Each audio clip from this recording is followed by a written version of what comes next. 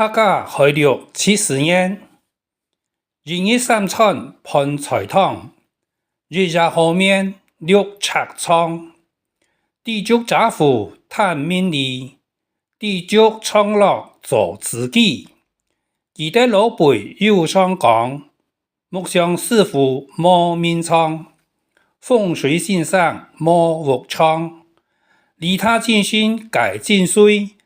做人而有頂天志，莫管他人存目光，不貪不起半分錢，修得公道在心田。日半落水穿衣裳，雨水落下春耕期。農耕公雞會相喜，西天所錯愛所遇，讓盆讓蠟是天光。